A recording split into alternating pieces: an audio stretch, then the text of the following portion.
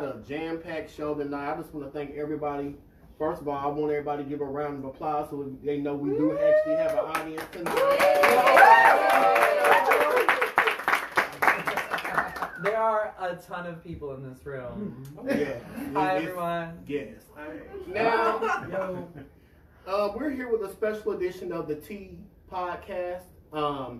This is our first live audience podcast that we've done, so we're just trying out something different, and we're doing a little wine tasting fall party tonight. So I just want to thank everybody out there that is supporting us, that is checking us out live right now. I just want to get a couple of housekeeping things out of the way before we get started. You can find us on our Facebook group page and our official page. Just type in the UrbanWire Media Network, and you can follow us, and you'll get the latest updates on our videos, our podcasts, our live streams, and everything else. Also, you can follow our YouTube channel at www.youtube.com/UCOFW, and there you'll get kind of like a live review, snippets of our shows and things like that. And also check us out on our Blog Talk Radio page at www.blogtalkradio.com/UrbanWire Media Network. And we're also on Spotify, TuneIn Radio, iTunes, Google Podcasts, and Stitcher. Now, I want to give a brief history of me doing these podcasts. I've been doing these podcasts since 2009, before it became popular. We did a live show down at the Blue Lounge downtown years ago, and it was a really good success. We did Indiana Hip Hop Legends. We had a lot of hip hop legends come and perform. We did a lot of stuff. We partnered with Step Up and Planned Parenthood to educate people. So we've been doing these shows for years. So I just want to thank everybody that's been following us, that's been big upping us and stuff like that. Without you guys, this wouldn't be possible. And just with these shows, we like to laugh and kiki and have a good time, but we definitely want to talk about some real stuff that's going on. Because I really, as I look around this room, it's very diverse, and that's what I'm all about with my platform. I'm just trying to keep things diverse and just have different points of view on things. So you can also support us via Cash App, $UrbanWire, and if you want to email us with any media inquiries or you have any story ideas, you can email us at ucofw.indy@gmail.com, and you can send your story ideas and stuff like that as well. Now, we got all that to the side. I want to introduce Phillip. He is sponsoring this show tonight, and I want him to tell us about. He has these wonderful sweet potato cupcakes. He's an artist. He bakes. He does a lot. So I want him to just tell us about what he does. And like I said, he's sponsoring this show tonight. So I just wanted to appreciate you for taking time out to do that. And I just want you to let people know what you have going on right now, what you're doing. Oh my! I didn't think I was going to be put on the spot, but thank you. On spot. You gotta be ready. Be oh so ready. Right. Like what the words say. Be oh so ready. Well, I am an artist here in Indianapolis. I've lived here for 6 years. I've just finished my first showcase with our group called Flavor Fresh.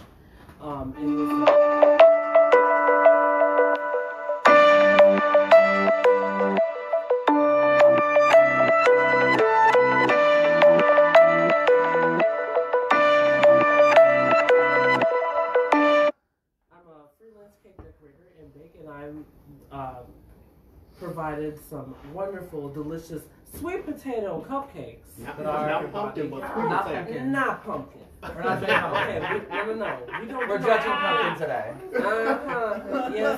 Yes, honey. I'm throwing shade at the Starbucks pumpkin spice latte because they ain't got nothing on my sweet potato cupcakes. So if you're looking for some sweet potato cupcakes or some fall paraphernalia, or if you're ready for the holidays. Paraphernalia. I don't know if that's the right word for that. But I am getting ready for the holidays. So I'm getting ready for the holidays, so please be tuned on my Instagram account, which is Bass Clarineko. That's BASSCLARINEKO at Instagram. And I also have a Facebook page called The Art of Phillip Johnson, so please find me, like my page, and look at my posts and stay tuned for some future posts. I will be part of an art show next year in 2020 called Meet the Artist at the Central Library here in Indianapolis.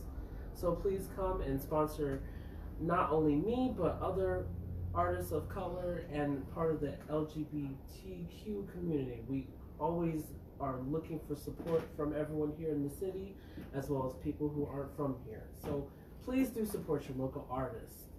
Woo. All right, give it up one more time for Phillip Johnson. Now, y'all know we had a late start, so we're going to try to get through these stories as quick as possible. We got a jam-packed show, y'all, and y'all going to be, honey, y'all going to be falling out y'all damn chairs by the end of this night. We got a lot to talk about. I'm going to run the rundown what we're going to talk about. We're just going to take these topics one by one. Now, I don't know if y'all know who Miss Khia is. This is My Neck, My Back. Does everyone remember that song from the 90s? Oh, God. That was Land Before MTV. Just kidding. Well, she's been out here on these streets, like, honey, she's been losing out here. Like, her karma has been coming back to her, because she's been doing some things, baby. Geisha 305, which is a well-known rapper in Miami, Florida. Honey, she been pressing down on the gas. She always talk about get off the gas, but she ain't been getting off the gas on her. And Kanye ain't been saying nothing about that. Need some prayer. So we're gonna get into that specifically in a minute. Also, KeKe Wyatt. How many of y'all know who KeKe Wyatt is? She's a local artist here, and I guess she's been in the news again because she is celebrating her 10th pregnancy. Jesus. What? So we're gonna get into that. Is she trying to keep up? Well, I don't want to get into with that white girl? 19 counting. Girl, please. You're behind by 9. Yeah. And also, we're gonna talk about the Real Housewives of Atlanta season 12. We're gonna talk about some TV because there's a lot that's been going on with that show. Maybe y'all don't want to miss that. And then we're going to have a serious conversation about colorism, and this links from Basketball Wives with OG and Evelyn Lozada. So we're going to talk about that. Also, we're going to talk about Markeith Rivers, a.k.a. the DM Detective. And, I'm going to tell y'all about Mr. Markeith. Honey, that I guess now he has turned into a swimming fish in the White River Pond, baby. Because, honey, his White River Pond. Yeah. You gotta be that nasty. You gotta be that nasty to be up in that river. So now his name is Miss Sabrina Frazier. So we're gonna talk about that. We're gonna talk about some church news and drama. We're gonna talk about what's that Pastor Wilson. Nasty name. For a minute there, I thought you was talking about Charlie Wilson. He might as well be a pastor to somebody. Oh Lord. So we're gonna talk about that. The Cussing Pastor. He had a lot to say about it. And also, there's some clips that came out of the Cussing Pastor that my cousin Chan sent me of the Cussing Pastor getting wore out on that show. Because you know how he like to cuss people out all the time, but he got cussed out on that show. So, also, we're going to talk about Dominque Jackson. Now, those of you that don't know who she is, she plays on Pose. She is the Miss Electra. What's Electra Abundance. She's not Abundance anymore. Electra. Oh, well, she was wishy-washy throughout season 2. Yeah, come in. Oh, wait, never got more people. You mean Wintour? Yes. Yeah. And we're going to talk about Gucci Mane and Keisha K. Moore's relationship. Kanye West Sunday services, because there's some tea that came out about Kanye West. They talking about he gonna allow weed smoking and weed selling during his church services. So, Wait. First of all, I did not know that. Yeah, we're gonna get into that. Also, we're going to talk about the Cussing Pastor and the Amber Guyger situation, because that was just a really tragic situation. I guess we're going to start off. I want to start off this show sending out condolences to Alfred Hayes, Jr. Yeah. Now we're in Broadripple, so everybody knows this is a well-known district here, a shopping district. You know, night entertainment. A lot of people like to just go out and enjoy themselves. And Alfred Hayes was one of those people that was well known in the community. He was a peacemaker. He was someone that just promoted just positivity in the community. And it's sad he lost his life earlier this month, October 3rd, at Connor's Pub in Broadripple. He was laid to rest on October 12th, which that was last Saturday. Yeah, and he was a father of 3 children. I think it was 3, right? Three kids. It was 3. And you know, and he was like the head of security at Casper. So what we're gonna do is we're gonna play a couple news clips real quick to kind of put everything in context, and then we're gonna come back with the rest of our commentary.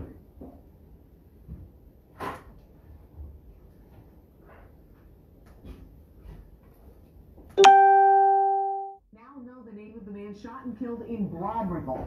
He's 36-year-old Alfred James Hayes Jr. Paramedics pronounced him dead just after 3:30 this morning. News 8's Travis Robinson joins us live near Connor's Pub where the shooting occurred. Travis? Yeah, guys, Connor's Pub is open for business right now, just a little over 12 hours from when that shooting happened. The people I talked to around the area say that they don't think the shooting is going to affect the business all that much. Early Thursday morning, police lights lit up Ferguson Street behind Connor's Pub after one man was found dead. A sight like this is something nearby businesses say they rarely see. It's an interesting crowd. I mean, you get all ages, young to old, and it's usually just pretty nice atmosphere. I go there with on Wednesdays during the hurling season. We go afterwards, and I go there from time to time for lunches. Many places around Connors aren't open in the early morning when the shooting happened, so many people didn't find out about what happened until they got into work a few hours later. Doesn't make me feel good. I feel very strongly for the family that has to deal with that. It's just too close that the Monon Trail is just right there, right. It just goes right along our businesses here. I just feel that with them being killed, that's just not good at all. It hits too close. The shooting happened within a couple blocks from many Broadripple businesses, but many say they don't think it'll stop customers from coming in. I'll probably have people ask about it and stuff, but that's the type of thing that can happen anywhere in the city. It's not, localized to things that go on here, more or less. Even though police didn't capture any suspects immediately following the shooting, many people feel there's nothing to fear and that Broadripple is still a good place to be. It's been a good place to be. There has been a couple things happen last year with the shooting at a corner bar, but there's not been as much as bad crime, I would say, or anything of that nature around. This is the closest I think it is as far as inside Broadripple and the area that it's in. All right, we're back from that clip. Now, as we find out more, we'll be sure to keep you updated both on air and online at wishtv.com. But in the meantime, if you know anything that could help police, contact them or Crime Stoppers. I'm Travis Robinson, Wish TV News 8. All right, this comes after, I don't know if you guys remember back in 2014, remember them shootings that happened down there when on Broadripple Avenue when I think it was 7 people that got shot. Oh. Yeah, so 7 people got shot down there, and this was on the 4th of July. So this is really not a good look for Broadripple right now because they have been under fire for years. A lot of people are feeling that this community is no longer safe, and it's just really sad that you have people that come out and they don't have any regards for life. They don't care about anybody else. My thing is, if you want to be miserable, stay at home. People are not trying to spend their hard-earned money working all week, and then you go out to have a good time, and then you have to be fearful for your life. But you know what I think it has a lot to do with is because they're closing all these other clubs down, so everybody is starting to flock to the Broadripple area. Because I can name several clubs that I used to personally go to. Silhouette being one that got burned down. A couple other clubs. So these people are flocking to the Broadripple area. Not trying to stereotype nobody or put a label on nobody, but these are the bad people that are flocking to Broadripple, bringing the problem. with them. Right. So. Yeah. Well, I'm just gonna say this, y'all. I just feel with that whole entire situation, there was some sketchy stuff that happened with that situation. For one, when that story first came out, they didn't even know. They didn't even say whether or not Halloween.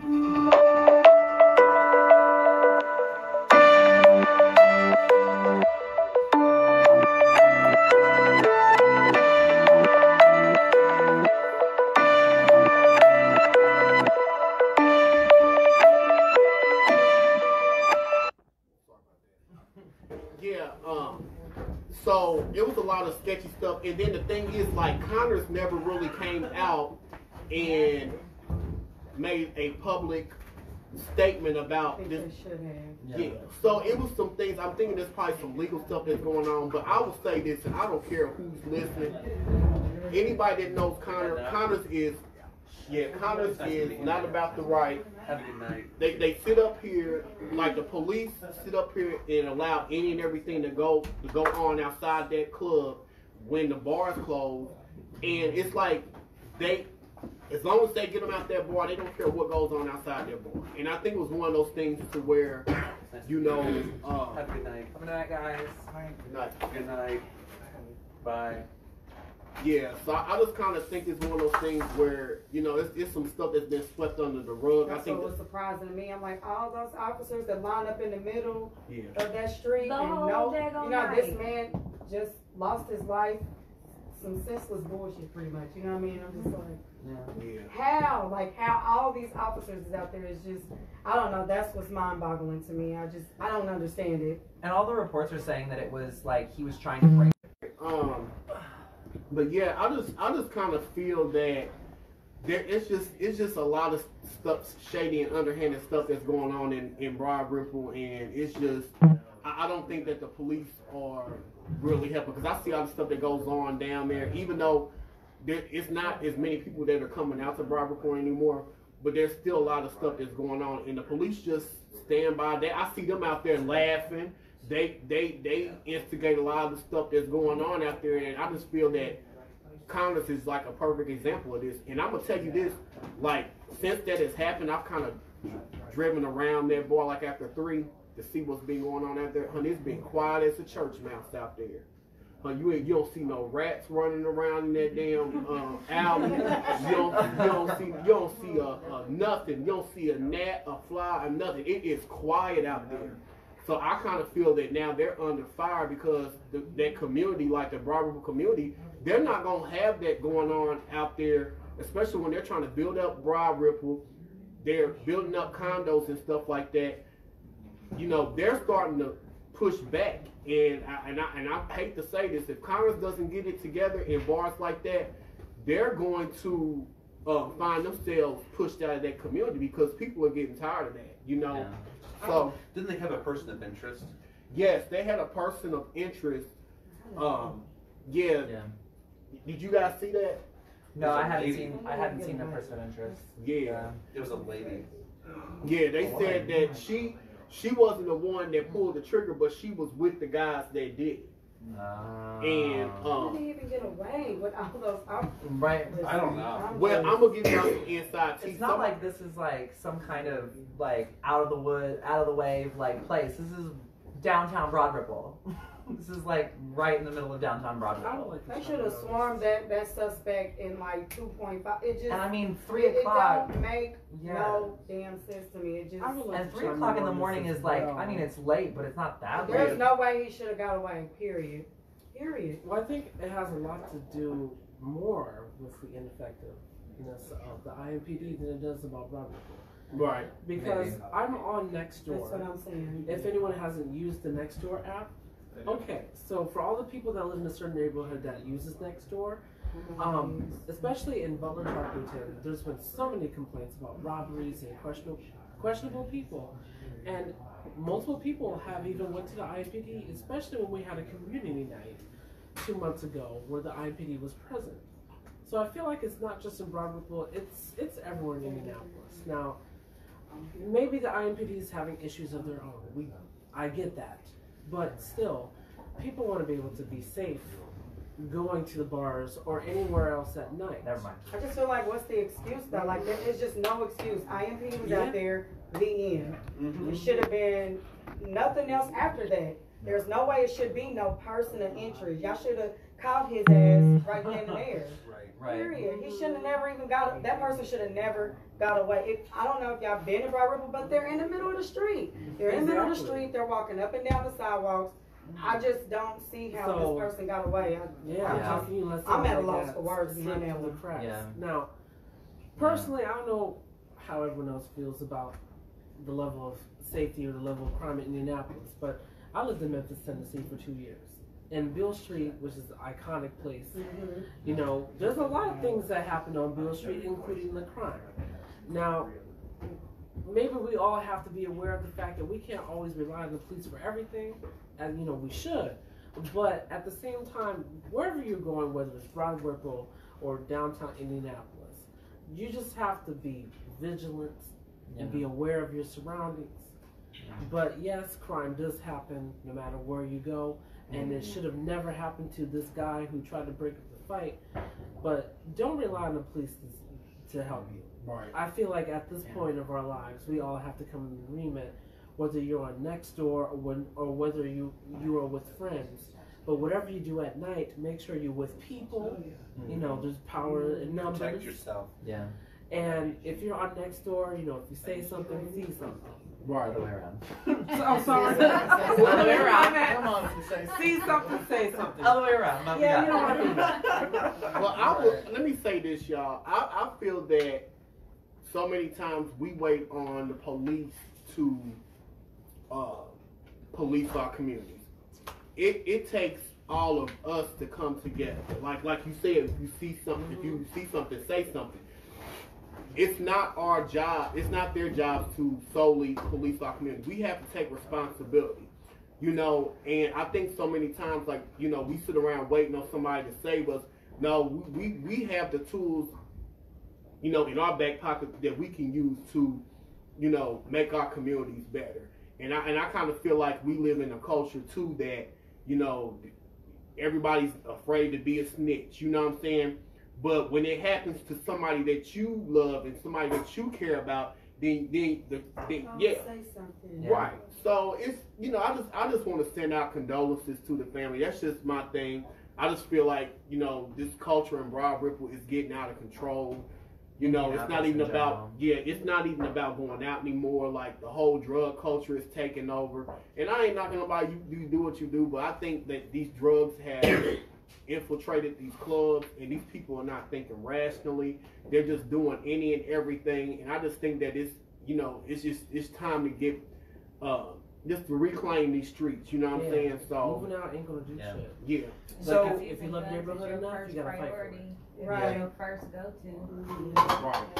You gotta fight for those. Here's the number for Indiana Crime Stoppers. It's 317-262-8477. So anybody watching, if you have any information on what happened, call. Blow that phone up. It's not snitching. We are trying to keep our communities safe.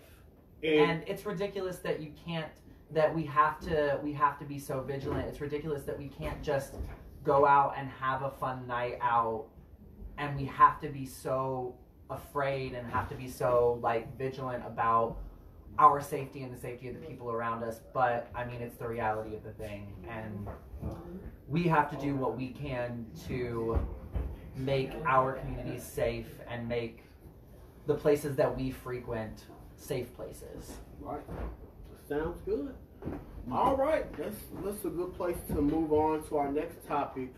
I want to talk about the entire Amber Guyger trial. You know, we're gonna get into some fun stuff. We get all the serious stuff. This is for Get the serious stuff out the way. Yeah. Apparently, I'm tonight. prepared for this. Yeah. So, as you guys know, Amber Guyger was sentenced earlier. She was sentenced earlier this month, and she will be serving 10 years for shooting Botham Jean after entering his apartment and shooting him. A lot of people are alleging that there could have been a possible relationship between these two. before the shooting. Really? And yeah, they're. Are you serious? This is news to me. Yes. And some people are saying that I was watching Lovely T. She said that there's been pictures that's been scrubbed off the internet of her and the family. Like they knew this girl, but it doesn't negate what she did. No. You know. Yeah, it kind of makes it worse. Yeah. Kind of makes it pre-planned. Be careful who you sleep with. But this is my thing, y'all, and I want y'all opinion on this. What do you think about the conduct of Botham Jean's brother and the judge and that bailiff that was petting that girl's hair like she was a pet monkey in the damn? Listen, I have so I don't know. Inappropriate. Everybody else Now, no, we His don't. family, like, I get that, like, you know, you can't let the kind of darkness You and got to pour a drink on that. I get, like, her family not wanting to, like, let it poison them, but, like, the bailiff and the judge and, like, having all of that go on, like, that's weird. It's weird. And I agree. I mean, look, let's be real. You know, as a black community, we are very divided and conflicted on the idea of forgiveness because you know most of us have grown up in the church, and you know, the good Lord and Jesus Christ, you know, they teach us about forgiving those who don't deserve it, and I get that because, you know, as a Christian, you know, Jesus died on the cross for all of us to be forgiven. However, there's a thin line between, you know, forgiving someone for the purpose of giving yourself peace and forgiving someone as a means of sweeping the problem under the rug. Now, I have nothing against what had transpired at that court, but let's be real. We are running out of forgiveness, especially when these things continue to happen. Now, look, I'm a law-abiding citizen, okay? And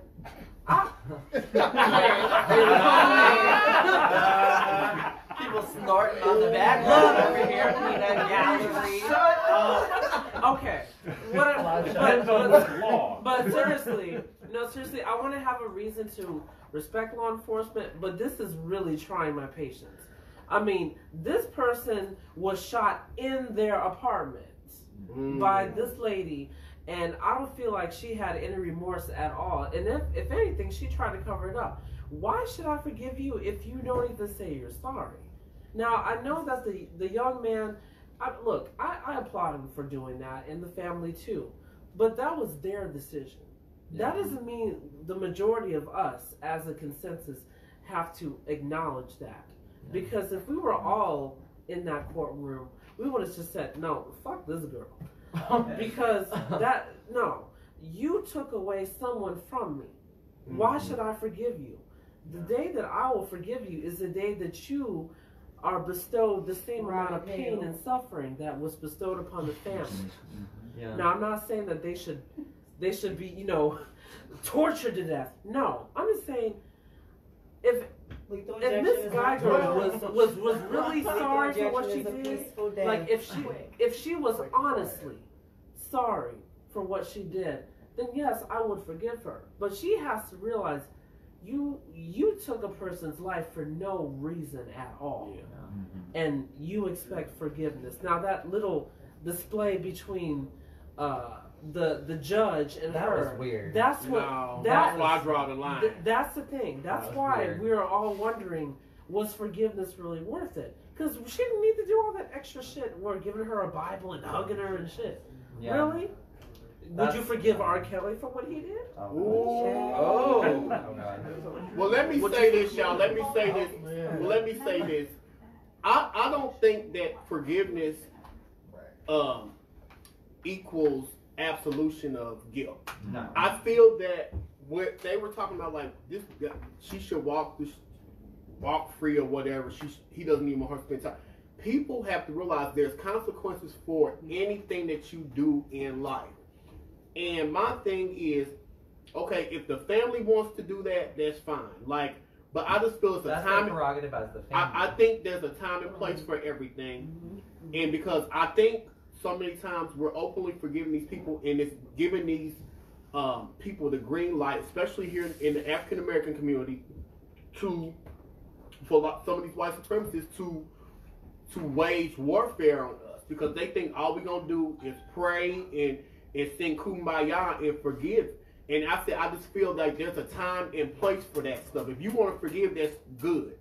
But I just She feel has to deal with her consequences. yes, and I feel that judge should be ashamed of herself, because you are supposed to uphold the law. You're supposed to be non-biased, and you're supposed to conduct yourself in a certain way in that courtroom. Yeah. Now, what she doesn't realize is they're saying that Amber Guyger is possibly thinking about appealing this sentence, and this is going to set her up. Not surprising. This is going to set her up. The actress in this courtroom is going to set her up for potentially getting out of prison doing no time. And I just kind of feel like we have to. She appeals that. That's the most selfish stuff ever. But think of it this way. It was so selfish. Well, the lawyer's got to make a ton, so the lawyers are all for well, it. yeah, that too, yeah. I don't know. So I feel like at least when it comes to like the whole forgiveness aspect of it, there's two different things going on with it. There's the family who has every right to forgive her to get to a point where they can move on with their lives. Because like I feel like they deserve that. This is a horrific thing to go through with someone in your family, your brother or your child being murdered in their home. So that's an entirely separate thing from a judge who is supposed to stand for justice and to be the representative of justice doing this. That's two very different things. Especially when not even a week ago, someone else got shot in their home. A woman gets shot in her home by another police officer. In Texas, like, Texas is losing out here. Like they really. I mean, you could forgive, but you will never forget. That is the difference between it. That's the difference between a family saying this for their own mental health and a member of the justice saying it is of two very different things. Because a member of the justice saying this is, like Seneca said, just making it seem as if there are no consequences to officers of the law shooting people in their homes for no reason.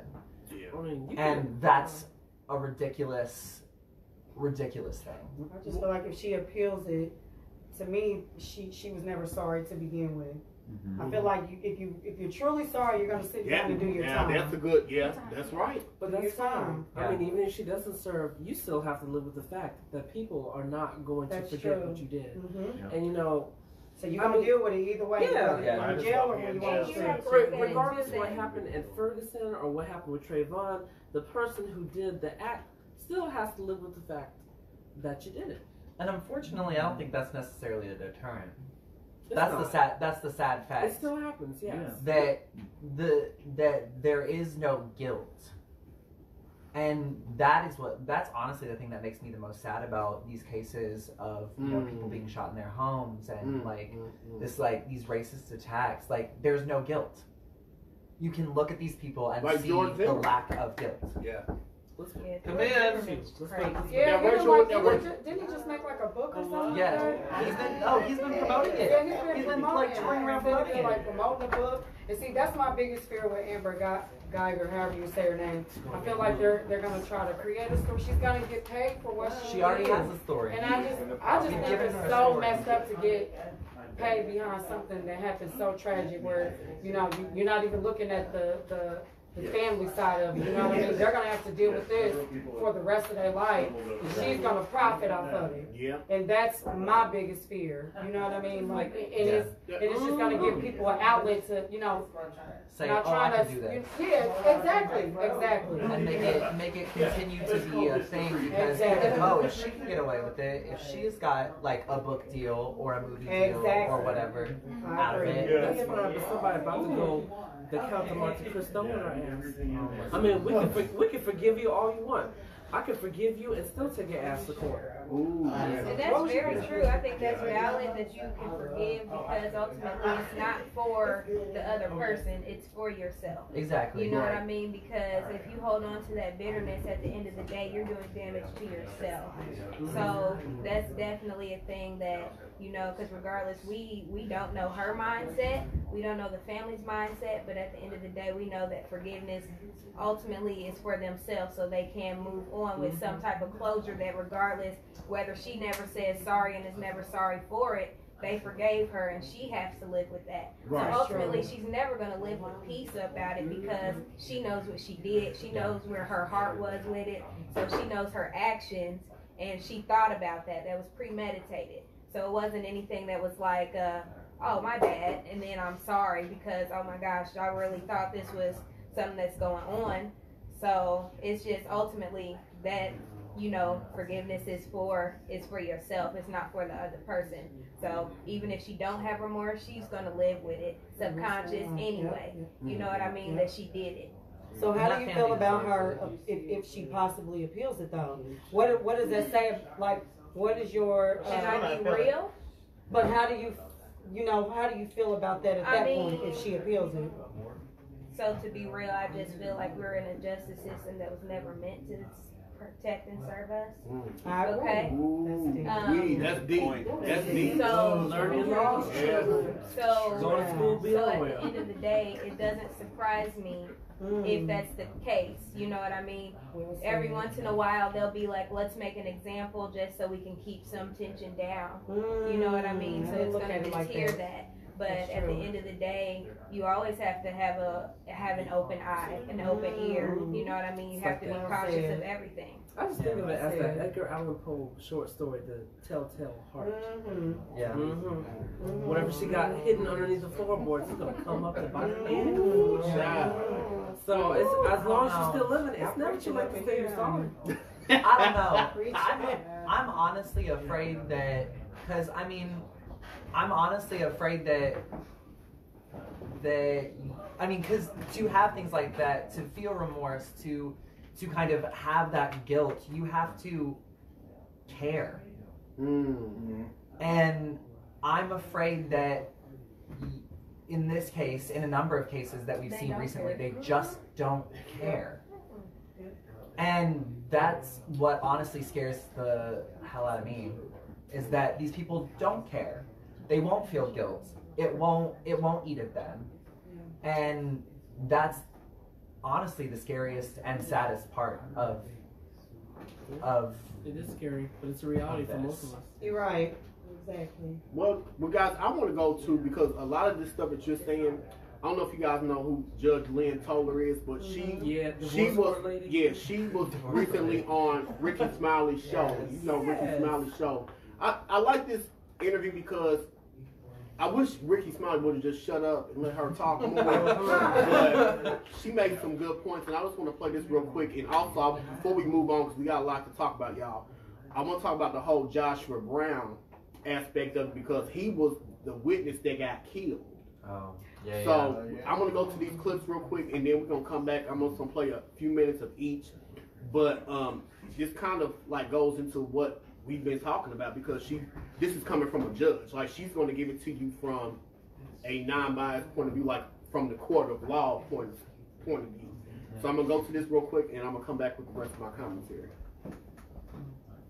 Do you think the judge that was sitting on the bench behavior towards Amber Guyger in the whole Dallas police shooting situation was appropriate? And then give me the legal side of what you think. Let's just say if you was on the Texas State Bar Association, and give me the personal side and how you feel about that whole situation, because you know it's an uproar. Right. Oh, absolutely.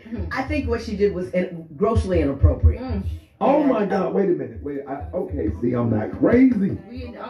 I'm not crazy, Brett. I think everybody agrees that was just unusual. But there are a lot of levels to the things that she did wrong. First of all, she did not.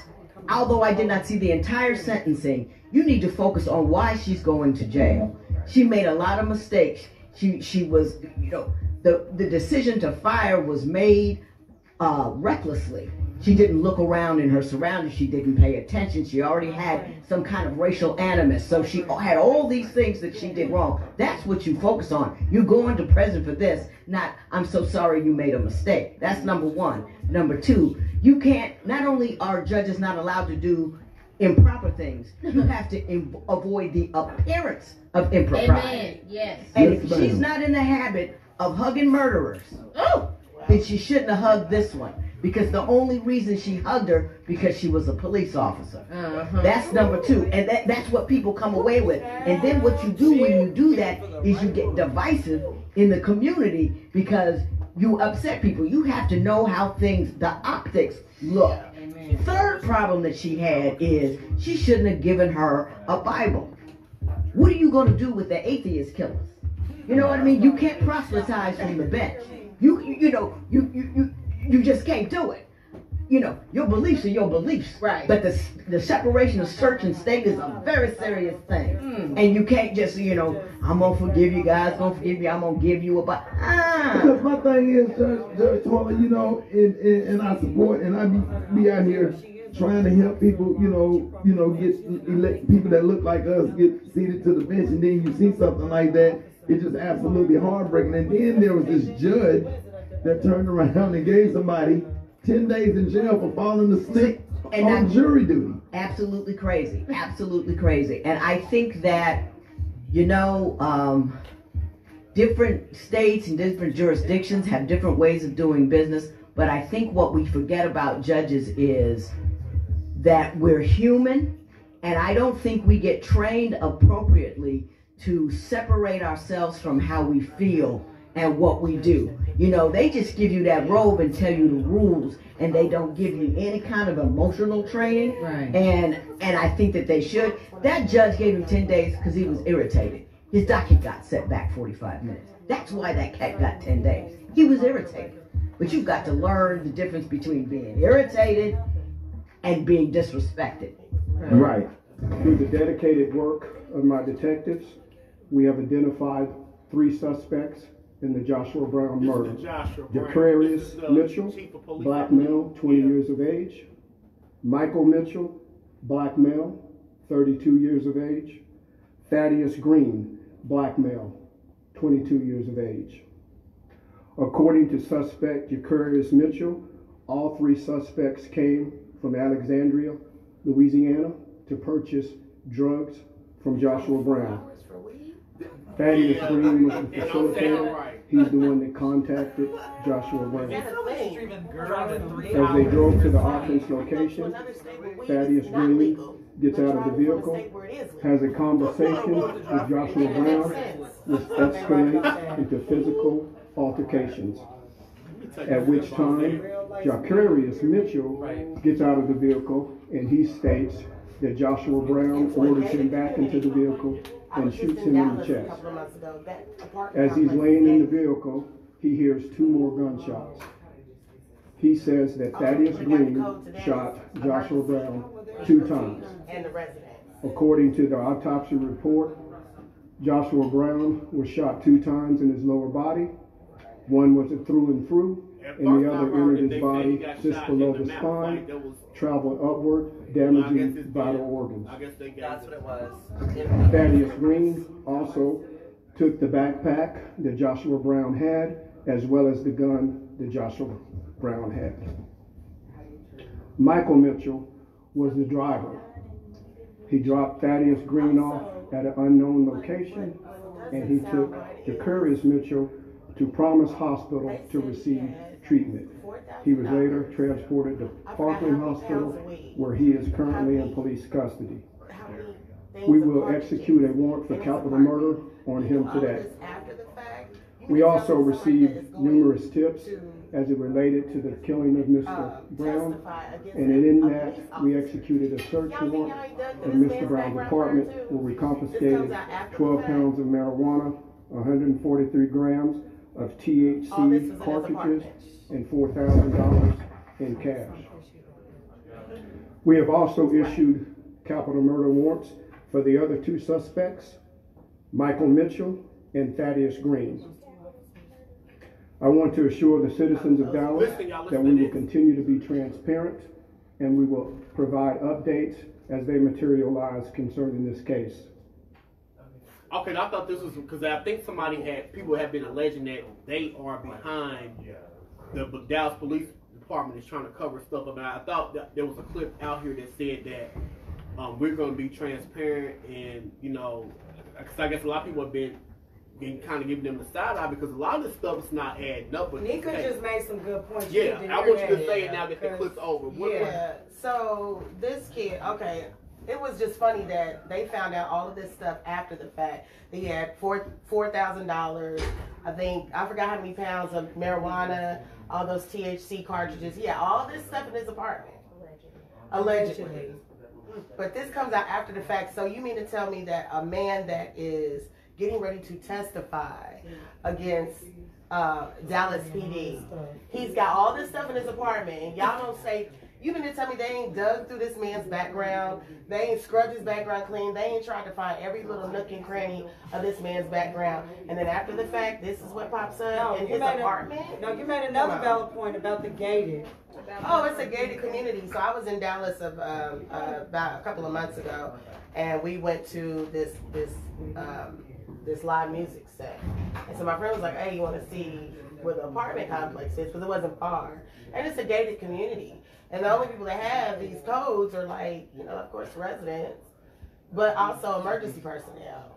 So these guys drove all the way 4 hours for some weed from a place that was legal to a state that's not legal to purchase weed to a gated community.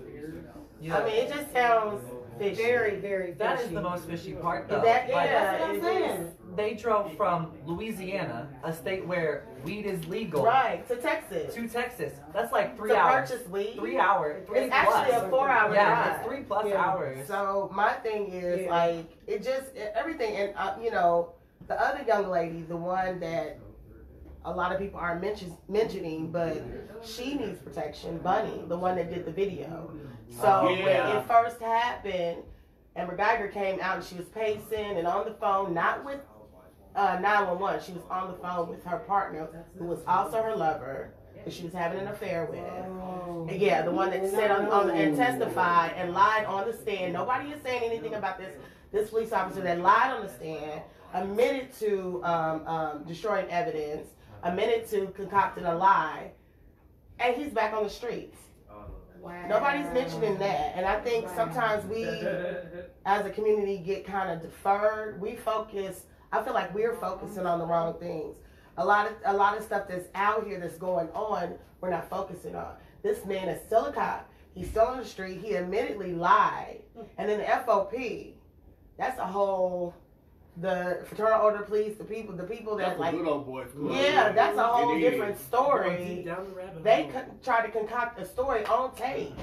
Y'all, I mean, the whole thing is crazy, and then we're not even gonna talk about Tatiana.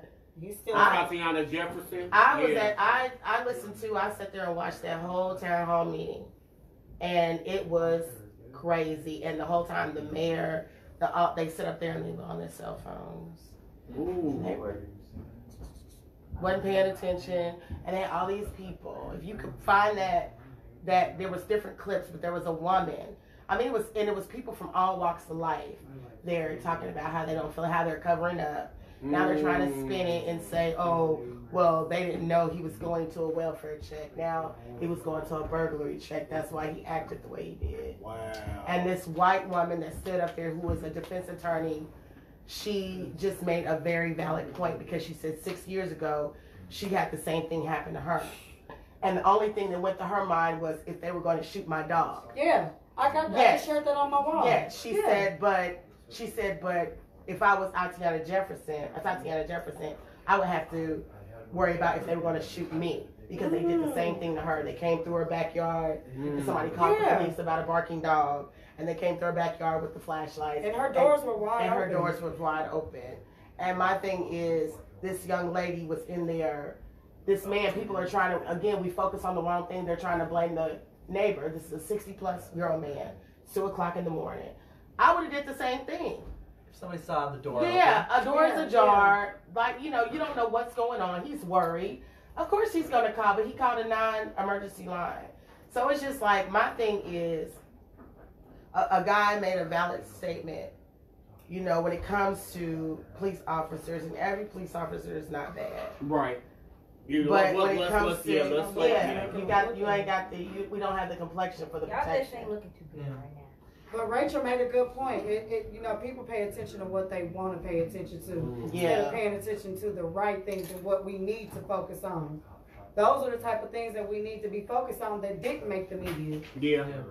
But, but see, that's the thing. The media is spoon feeding us what they want us to. That is true. And they're feeding you the narrative that they want you to have. And that's why a lot of people are leaving. They're not paying attention to traditional media, and a lot of people are doing independent media. A lot of people are paying attention to the people that are on the street, because these news media, they gonna spin it. Yeah, they'll spin it. Like, and Nika, I know how I've seen how some of these articles that are being released and stuff like that. We go on some of the message boards and some of the threads on Facebook, and you just see how it's so biased. Like, and the way that people think, you can tell that they've been programmed by the media. You know what I'm saying? People don't have a mind of their own. They're not critical thinkers. What she was saying was, it's not so much that they give us any information, they give us a point of view. They tell us what we're supposed to believe. Ooh.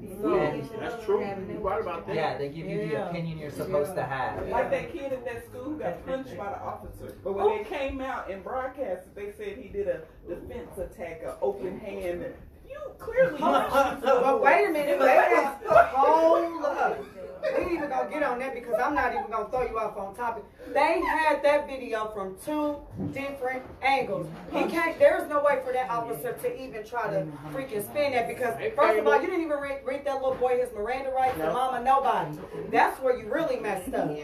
But they said on the news, ain't no way around it. No. I don't give a damn if the media try to spin it another way or not. It is 2 different videos out right now from 2 different angles from somebody that they didn't even know was recording. But you know, overall, this is the moral of the story, children. Yeah, don't be buying the honey from the store when you can get it straight from the bees. See, I ain't messing with you. You better go to the beehive to get your buzz.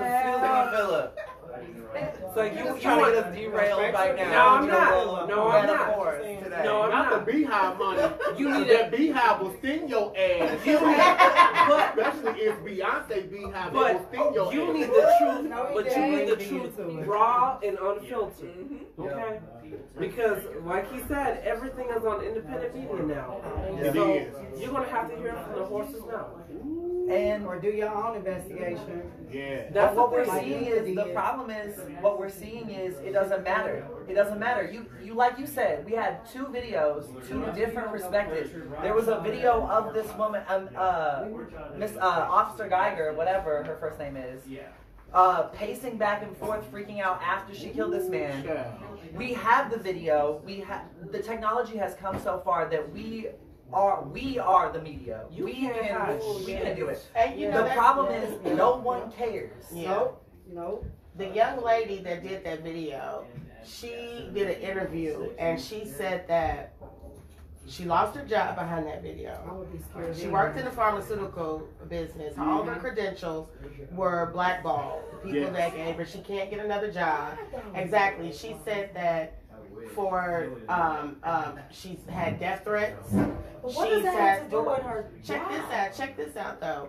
Because they said her job gave her some basically bullshit ass reason as to why that they couldn't be affiliated, because it was too much attention. But not only that, she said it was 3 guys that came in suits to her house, and they just said that they were feds. They were the feds.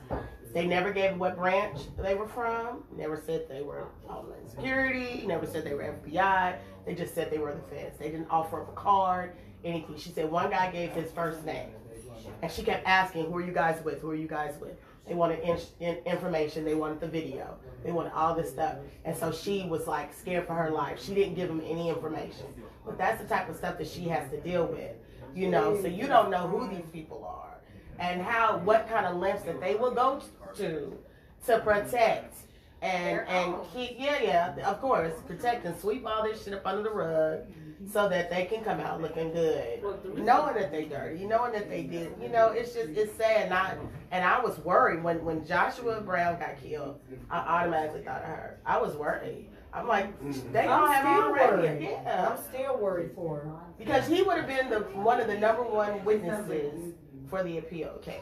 My God. He would have been one of the. Now you don't have him. So his case is still like investigated. Yeah, his is ongoing. Yeah.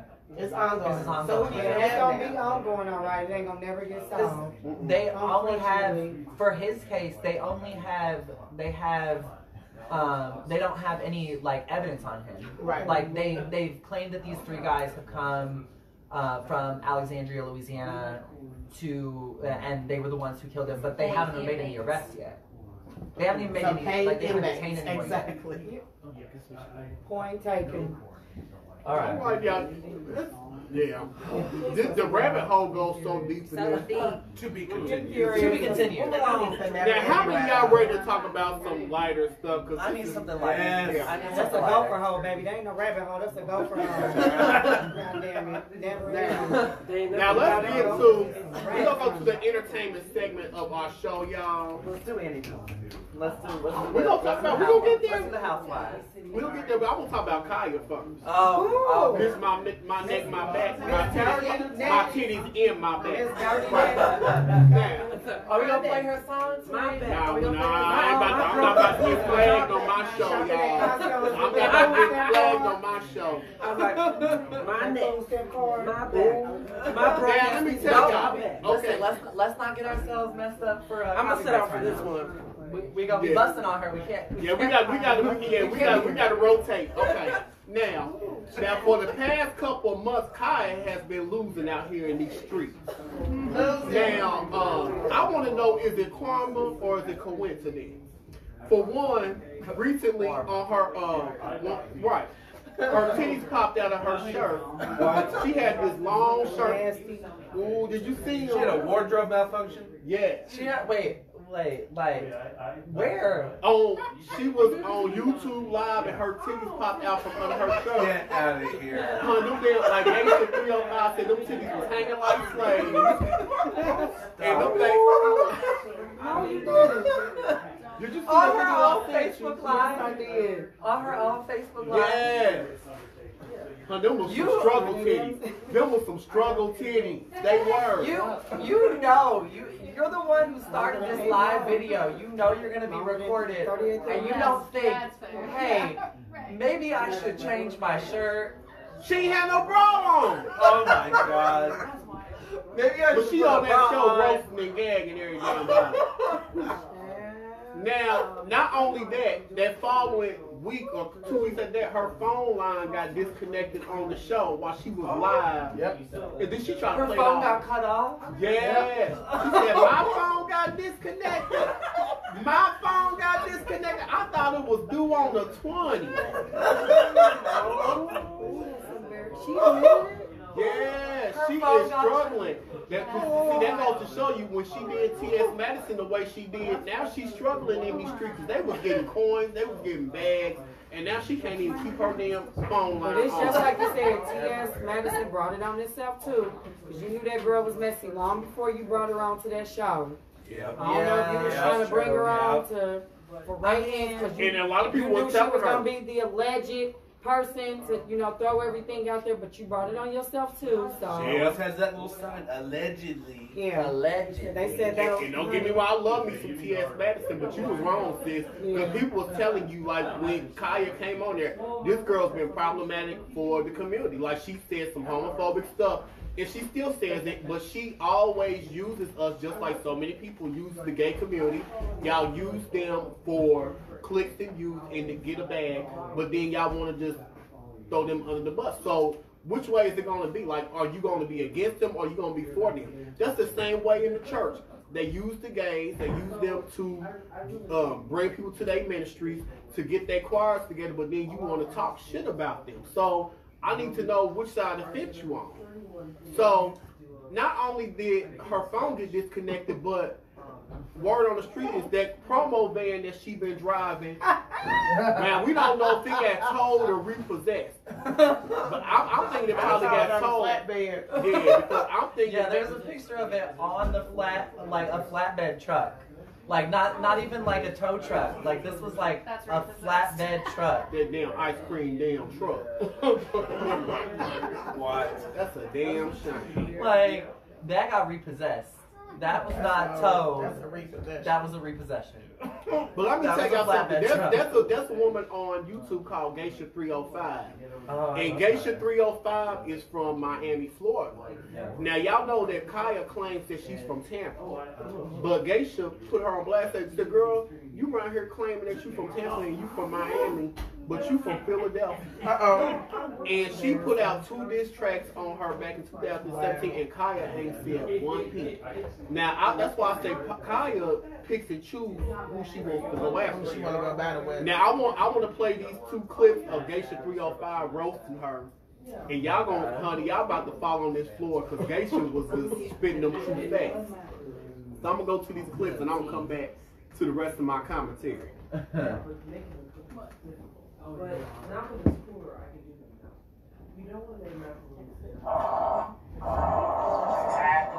know Geisha 305 ain't funny. Y'all don't want to see the pie-ass videos. That whole love my pussy so much she dressing up like me. On that pie-ass joke, that whole so we can fuck it out. She got the house or push a button in the house, bitch, like it's a thing calling down to the background. Cause ain't nobody looking at that shit. You weak ass retarded. Oh, I'm not responding to you, motherfucker.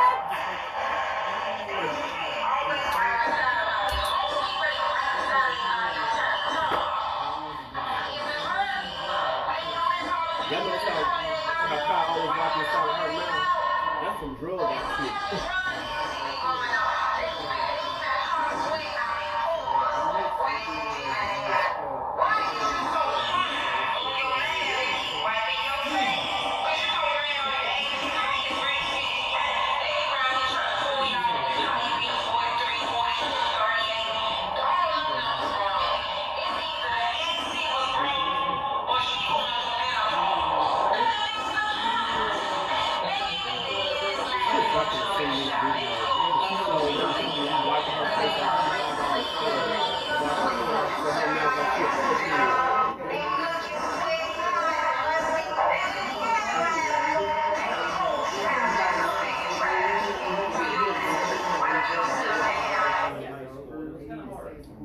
See, this the problem I have with you swamp alligator piranha mouth assholes that go to jail for boosting, but try to act like you went to jail off some gangster shit. Khia, from the liquor, all 20 of them mug shots, you look like you was caught stealing out of Bird Ass, Woolworth, Zales, and a local corner store, bitch. Them old fucked up hair dudes doing fingerprinting is the dead giveaway. All that melodramatic activity you do on YouTube lets everybody know that you ain't never pinched the bitch. And you had the audacity to say, I'm trying to dress like you and look like you, bitch, only when I'm making fun of your raggedy ass. Bitch, don't nobody want to look like they shop in the local thrift store or swap me, not being a famous rapper. Get off the gas, bitch. You wear diapers on your head. And you do concerts and hole-in-the-wall clubs and sundresses. Now you feeling yourself in this little green, black, and yellow outfit you got on. Where you get that hat from? Knock off our us? Oh, that brim on that hat is so motherfucking big. That shit say $2, no tax. Puss asshole, you always look like a struggle your whole entire rap career. Now let's talk about why you always wiping the corner of your mouth, Kokiana. All that foam in your mouth made you look like a stray mutt that needed to be put to rest. I thought T.S. Madison had already laid your dog ass down. Girl, you can't even sit still on your live. You be speeding, sweating, wiping yourself down. What's up with all this hot, sweaty activity? Girl, if you don't get your dirty ass in the tub and resolve that perspiration problem, your no knowledge of fashion sense is the reason why Janet Jackson had you in that old ass black and white TV hole on the video. Girl, you got fans showing up at the concert talking about you got stains all on your flower dress. And you and this 6'8" neon heavy eyeshadow wearing Joanna man sitting in the back of this Uber waving this nickel-plated gun around. Bitch, y'all ain't finna shoot shit. Killers walk in silence house. Stop performing. Bitch, you ain't never shot nobody and you ain't never shot at nobody, you fake ass Jamaican. I'ma need you to fix your mouth area, cause all the teeth in your mouth is causing a saliva erupt. Your mouth got to be stank. I kept looking at that live with you trying to go in on me and I said that backseat gotta smell like ass. We in the year 2019, all pharmacies, CVS, Walgreens sell clear deodorant and spray-on deodorant. Why the hell do you still got on that caked up white chalk deodorant up under your arm? And you got on this homemade applied polish, and I can still see the dirt up under your fingertips through the red polish on them caveman hands. Talking about something. You see my red polish? Yeah, we see them dirty shits. We also can see your goddamn arteries through your nostrils. Binocular nose, your teeth look like somebody opened up an umbrella in your mouth. 1,001 teeth is preventing your lips from touching. I'll be mad too if I gotta ride an old ice cream truck just to get around. Now let's get back to this outfit. That shit you got on look like it came from Swanson Swap Me out the kids. Every time you wipe yourself in that backseat, you let everybody know that you smell like a sour pickle, a red hot sausage, and pickled eggs all in one jar. And you got the nerve to be calling people sour puss. Well, we gonna call you sweaty puss. Bitch, if you ever flop your funky ass down by somebody, they gonna be like, what is this?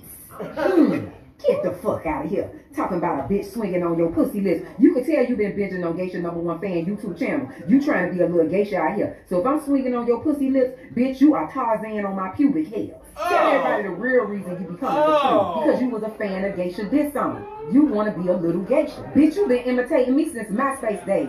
You even say puss ass hoe because of me. That's that Dade County shit. Ho, you ain't from Dade. Bitch, you do one video with Trick Daddy and your delusional ass think you was born in Miami. Talking about us Florida people off the chain. Bitch, you from Philly. You concrete construction site built ass bitch. Girl, you look like a dedicated member of Michael Arts and Crafts because everything you wear look like you made. Your head be wrapped with curtains, tablecloth, jeans, grandchildren clothing, stockings, bed sheets, quilts. Let you tell it I'm retarded. No, bitch, I'm arcuate. I can hit you with these flames every day. I don't get tired. Could you please call the coroner? Geisha is murking the whole gag nation. You and them black ass guns need to sit down somewhere. She is the president of the Black and Mild Committee. Chicago, crack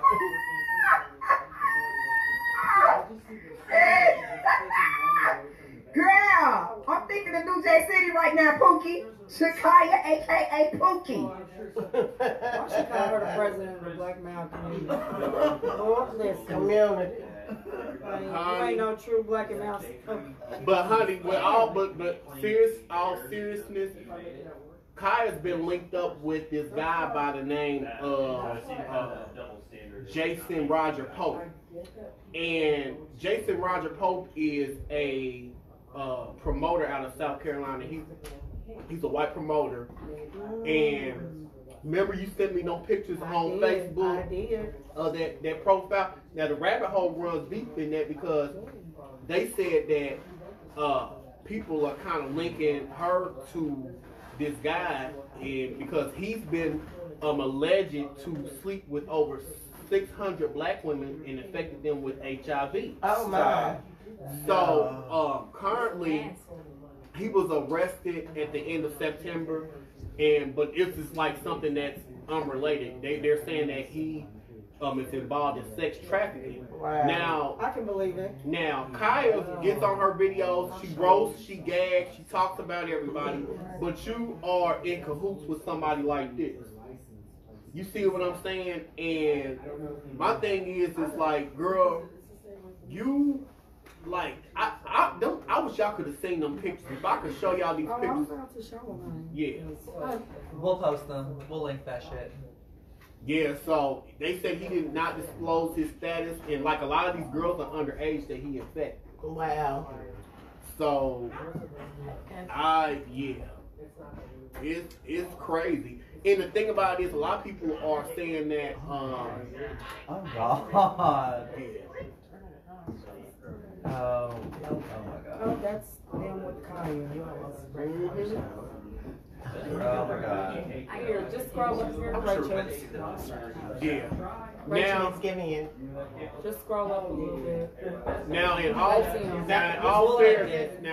fairness, I'm not going to say because she was in a picture. Hey, because she was in a picture doesn't mean that she slept with him or had HIV. But Khia is the first person to always say that somebody got something. Yeah.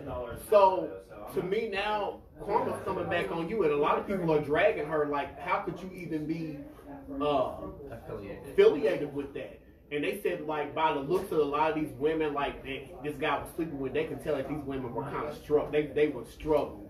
Like, they was caught up in the struggle. And they had low self-esteem, and you was right Right there. upon. Yeah, you was at these Hotel 6 parties. Hotel 6. So it's not a really good look for her, and I Look just. how Nika looking. Nika looking. I'm sorry, Nika face is turned up. Like, oh, childish. That's ass to Kanye, is it? No.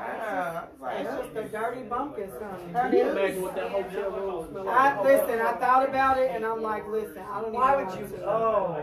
picture the smell of that room. But Why how do you did have she to get do that off to into me? South Carolina? They say roaches can crawl. Honey, He's got one. it was 165 pictures. 165 pictures. Kaya was in a lot of those pictures. A lot. No, God. Yeah. She just look like her Gucci style.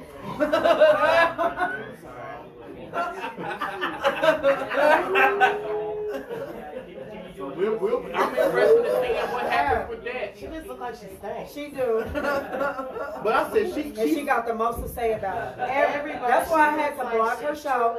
I'm sorry, but when you were sending me them, I just couldn't even look at them anymore because the way she talks down on people and the way she uses the word allegedly, like you don't even got you don't need, exactly.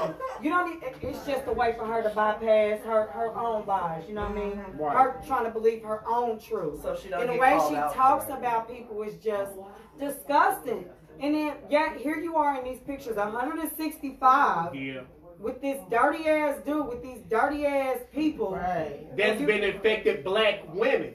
In word on the street, word on the streets, this guy, I know he had to have help from other black women. They said there was some black women that have been assisting him in doing this. So that's what I'm saying. Like, Because Monique was in it too. Did you know that? What? Monique, yes. There's a picture floating around. He has a couple pictures with her too. He had one with Hillary Clinton. Wow. See. I mean, what is he other than what he's got? Supposedly he's linked to he used to be linked to Def Jam.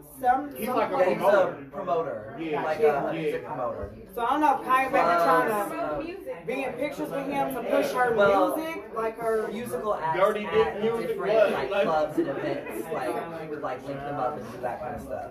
So I mean, Monique's I mean, not just music, but also all kinds of events. Like Monique would be apparently Motel 6 parties, but or it could have been too that Kaya just kind of linked herself to him just to be like, oh well, I was with one of these promoters, like she did the Janet Jackson video. You know, because she always trying to throw that out there. Oh, I was in Janet Jackson video, or I was linked to But Janet Jackson put her in that black and white TV Exactly. though. It's just her trying. It's almost like her trying to just have a reason to link herself. So excited. Is that what it was? So excited. So excited. don't think I remember. I thought it was the Busta Rhymes. Was she in What was that old Casio 1980 video with her singing that song on that public access television show? Public access. Kaya singing that song. Janet Jackson or Kaya? No, it was Kaya. She had Why you like a say public Casio access? keyboard in the background. Y'all didn't see it? No, it was like recent. Send us the video. We're gonna link it. Send us the video. We're gonna link this. We are gonna. She did some song. She was singing.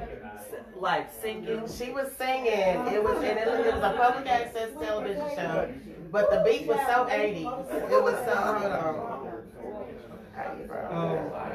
Well, so that's the tea on Miss Kaya, but I mean, my thing is like she did all this, and just to show you what kind of character she has.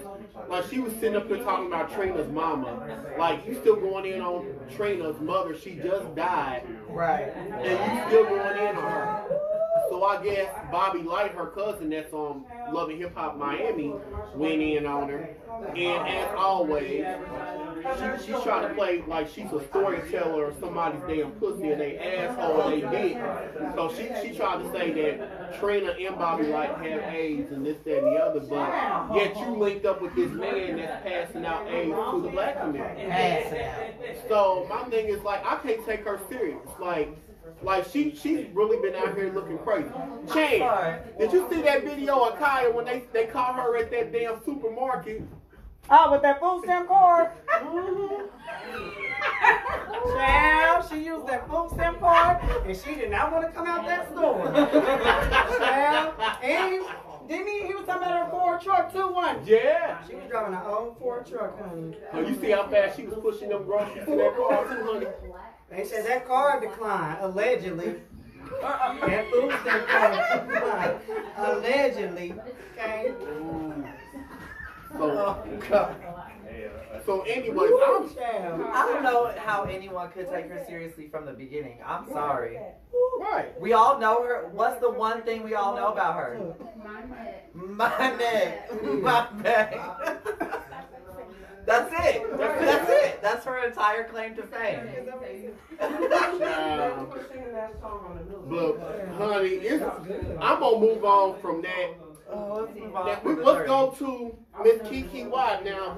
I brought her up earlier.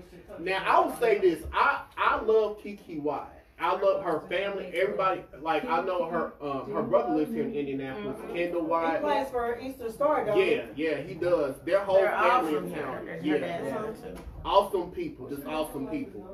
So I guess now KeKe Wyatt is in the blogs because. Child, which one of them is the babysitter? Okay, keep going. I guess they just announced that she is having her 10th baby. Number 10. This is her new husband, her new I boyfriend. said which brother is the babysitter. But let me ask y'all this, y'all. I guess her husband is Zachariah Darren. Darren. Yes. And, are they married? Yes, they're married. No, they're not married, are they? No. But they are. But she's still going through that divorce, ain't she? Is Zachariah from here? I don't know. But isn't she still going through the divorce with that other guy? I'm not sure. She just But she quoted that my husband, well, I guess she said it is her husband. She said, my husband, Zachariah Darren, and I are so happy to announce that we're expecting a new bundle of joy. We are excited to welcome our 10th edition to our beautiful family on Instagram. Now, this is my thing. Like, a lot of people are criticizing her because she's having all these kids, but you did. Send it to I was just trying to be careful, but yeah, I got a lot to say about that, but I'm friends with her cousin on there. Yeah. And every time I post something about KeKe Wyatt, I mean, she's on it, like. I love KeKe. Fly the shit. You know, I love I don't know if I can say that on live, but I did. You just did. Well, she be on it, like. My thing is, I don't understand why people are down on her so much because I don't care if she has 10 or 20 kids. If she's taking care of her kids and she's married and the man's in her life, that's her business if she wants to have those kids. Like, that's her blessing. That's right. It is. Yeah, that's so true. That's true. I just love her. Like, I just love her spirit. I just love her perkiness. Like everybody says, and the vocals. Yeah, the vocals. Honey, they killing. They killing the game. They can say what they want to about KeKe. They'll never touch her voice. Never. Honey, Never. I feel like she don't get enough, all the credit she deserves. She's never got. You know, she used to be in a group with Beyonce and them. It was called. She was actually. It used to be called before Beyonce. Before they started Girls Time, when they were kids, there was a group that they went on the Star Search with was called Girls Time. Oh yeah, I do. Girls Time. KeKe was a part of Girls Time, and she was one. And it's crazy because she got the sickest vocals out of any other people in the group. I agree. Because it was Beyonce, it was KeKe, it was Octavia. It was all of the girls in Destiny's Child, plus like KeKe and a couple other. But they kicked her out the group at a young age. I think she was like 13 or something when they had. But the group that if you pull up Girls Time on YouTube when they were on Star Search all them years ago. That video, she used part of that video for Beyonce used part of that video for Beyonce used that Star Search video for one of her music videos. I didn't see her on there. Did you see what I'm saying? Yeah. That's just crazy. Like, It was the audio. But Beyonce, you would think that Beyonce being the type of person she is would give her some sort of credit. Like, oh, I remember, like she literally never said nothing about her. Like, I'm gonna send it to you in a messenger. Okay. She never said I didn't know that. I didn't know KeKe was linked with Beyonce, and you would never know because she never even acknowledges her. Even when she played those videos back, I've seen Beyonce play those videos back now. She does. Like, She don't even one of her music videos. She had a clip from like it must have been somebody like hand recording it. So you saw KeKe in it? I don't know. No, I didn't see her in it because it's mostly the audio from the video. Yeah. Like Yeah, they showed like a snippet of the video, but the audio is overlaid over that music video. Like it's in one of the I don't remember which music video it is, but well, KeKe has a very distinctive voice. So, but here's my I'm thing, just like saying, if she as strong as she is today, I could just imagine what she was back then. She had to be like a powerhouse. well, cause this is my thing, like with Beyonce's influence, why couldn't you help that child out? Yeah. Well, I'm she's just a threat. I mean, not. I think she got kicked out because she was a threat. I don't believe she'd sing any of them girls under the table. Because the daddy was the manager, right? Okay, y'all. Let's watch the bashing of Beyonce. Let's not get I ain't bashing her. We don't want the beehive after us. Yeah, we that's don't true. want that. You're right about that, though. I mean, I am saying that it is interesting that But Beyonce is this a podcast for true?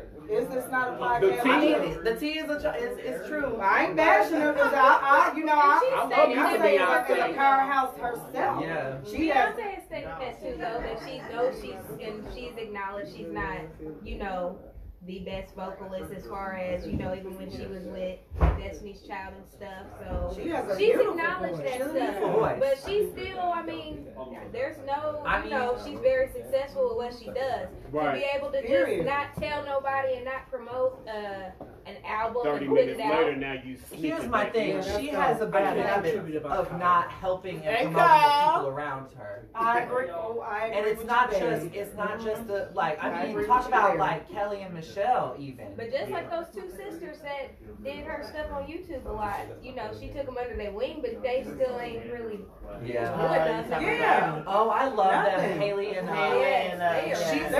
they're doing the best job promoting. She's gonna be the new Ariel. She's the new Ariel. Haley from that is the new Ariel. Beyonce promoting it is the question. I don't know, but she's one of those girls Ariel is the from new the Mermaid from the movie, live live action action. Mermaid. The younger Yeah. sister. And she's gonna be the Chloe. the younger It's not one. Chloe, right? The No, younger. it's Haley the Chloe. Haley is the youngest one. Yeah, it's the younger of the two. Yep, she wanna be where the people are. She's beautiful, and her voice is gonna be killer on that too. She is Wait, so who's Ursula? Is it still Queen Latifah? No, Queen Latifah is for the one on ABC. They're doing the Little Mermaid musical. You know how they do those like live musicals, like they did The Wiz, they did Grease. Yeah, that's the one that Queen Latifah is gonna be in. I don't remember. I think it was. Yeah, That would have been a good Ursula. she would have been a great Ursula. She's got that powerful manning. Yeah. Maybe you should have put Khia as her. Child, I was gonna say Big Frida, but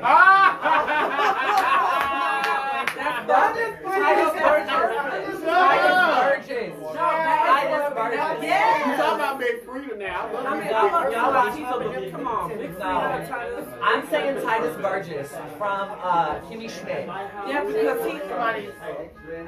What the hell? Somebody's car is going off. Uh-oh.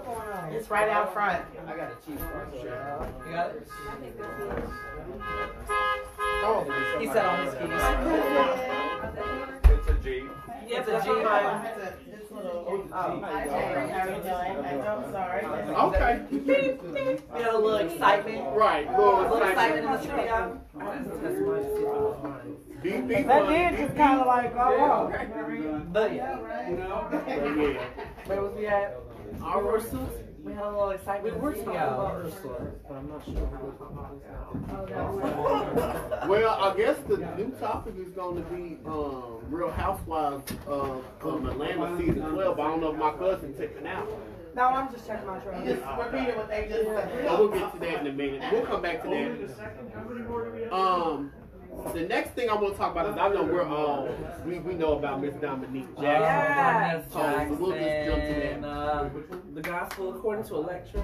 Yeah. We love her. Dominque Jackson just recently came to do a keynote address at the University of Louisville. Okay. Louisville. Yeah. Yeah, 2 weeks ago she came, and those of you who don't know who she is, she's Miss Electra on the groundbreaking series called Tylor.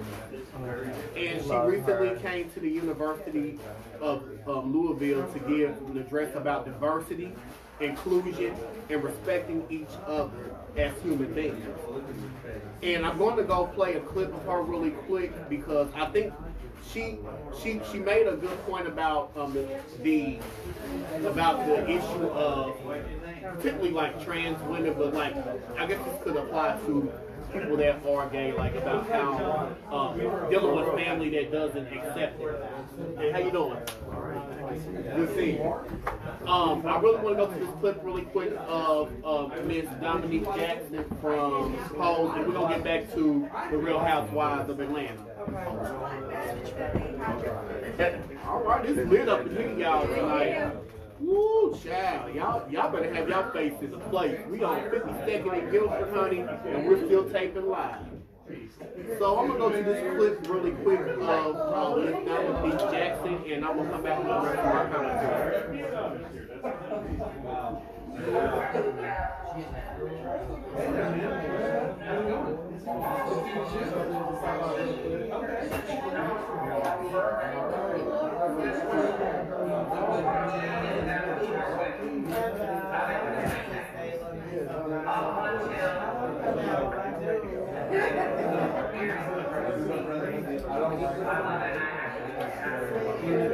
Because the year prior that I said to her, my name is Dominque, the name you gave.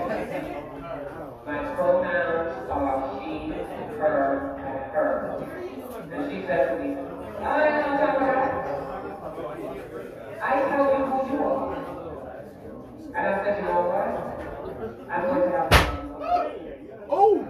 I'm going to have to take my leave because you frankly misgendering me tops of my existence. The night before post premiere, I called up and I said, I'm about to say something. And I wanted to know.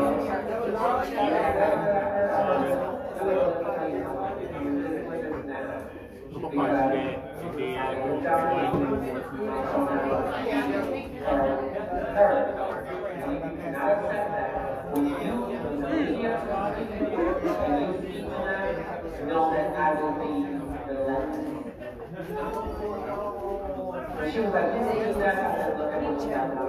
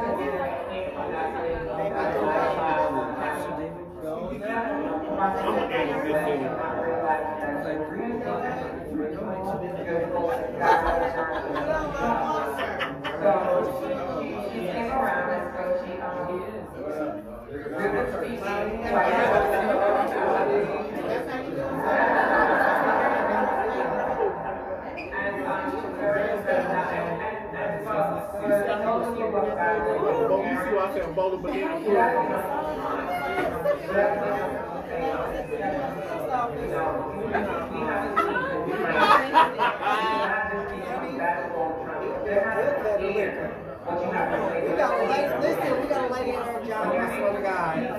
This is the story that happened. I told her, we got a machine that steals letters to send out results and stuff. So I'm like, Jenny, how do you work this machine? I was like,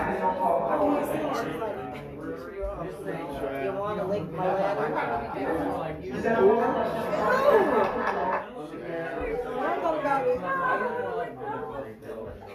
I'm trying to look your letter. So you don't get that envelope out my damn face. No, Janet. Okay. Still last Well, fight. you don't want to see that video. You don't want to see it. Man, I got about 7 I've seen Child, he was looking at that thing off from the side. I saw the R. Kelly video, the whole video. Child, he was looking at that thing from the side. It was some lazy stuff. Yeah, you hear me? Don't do that again. His mouth like he was eating a bowl of cream of wheat with his own. It was all dry. Why would you compare that to cream of wheat? That's a damn shame. Cream of wheat don't deserve Shame, that. okay? I don't even want it no more. They said the woman that he was, girl, they said the woman that he was with, they said it was, that wasn't even his wife that he was with. No, it was a side chick, and I know who she is. I got a picture of her. I got her Facebook page. They said she's trying to get lead in the choir. Is that what? What? She's mad that she didn't get lead in the choir, so she exposed him. I said, no, for real? yes, that's what they said. She was trying to get the lead in the choir, and she didn't get it. I said, oh, that's Girl, when I exposure get done for looking you. at that video, I look like the crib keeper. Look nasty. Did y'all see that, that message that somebody sent in that inbox? Is that the church accountant? Yeah. Talking about, what she say? I've been weak and weary. Wait a minute, I'm gonna pull it up. I got it. Was that one of the ushers? Child. Look, cousin, they said, good morning, Pastor. Inquiring about some of that healing tongues you've been passing out. I am weak and weary. I mean, he was tonguing it deep. I was like, okay. They said service gonna be packed Sunday. Not second service, we talking about first service. Them tithes and offerings probably went through the roof. They would probably ever get a new roof on the church. And you know the bill funds paid. But did you see how they said he's gonna come to the church? How he kicked out the door? Oh, he came to the How he church. came out the car? Yeah. What? Hold on, honey. Somebody said he got mad and went off on the congregation about that big video. They said he done. With them 2 knots up there. They say he done deleted his page. I just want to know. I want one of the saints to come forward. I just want to know how this Sunday service goes. I really want to know. But why are these people in this church, these churches, why they taking they doing these sex videos? Like they got this one pastor, like he's a prophet. They talking about he had all these spiritual guards and he was like hitting them from behind one by one. And then there's this one prophet, he's like a Latino woman. They said he was in gay porn. Honey, he was taking them bitches, baby. He was taking them one by one. I mean, he ate that pussy like it was the Last Supper. Oh, yes he did. Oh. Could have put a little gravy on it. Not from the Put side. some gravy on it. It was Look, children, that's not how you get anointed. It's like, I don't know what she did to get that anointing. She did a rainbow word, honey. Some rainbow noodles and way to get that damn. But did you see the Brooklyn, Vampire in Brooklyn scene? They said that's how Pastor Wilson is going to be. I got to turn. Hold up now. I'm sorry, Senica. You got to edit this part out. I don't give a damn. They said this is how he going to be preaching Sunday. Hell, they can't see it.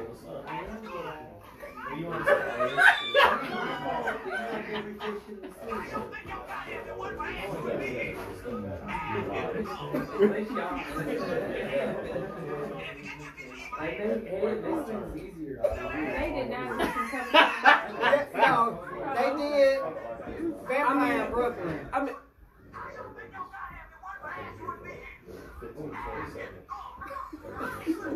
hey, I got it. Wait, Oh, that's the church look, man. Don't come when you've been preaching the gospel, everyone's got JK. needs too. I mean, shit.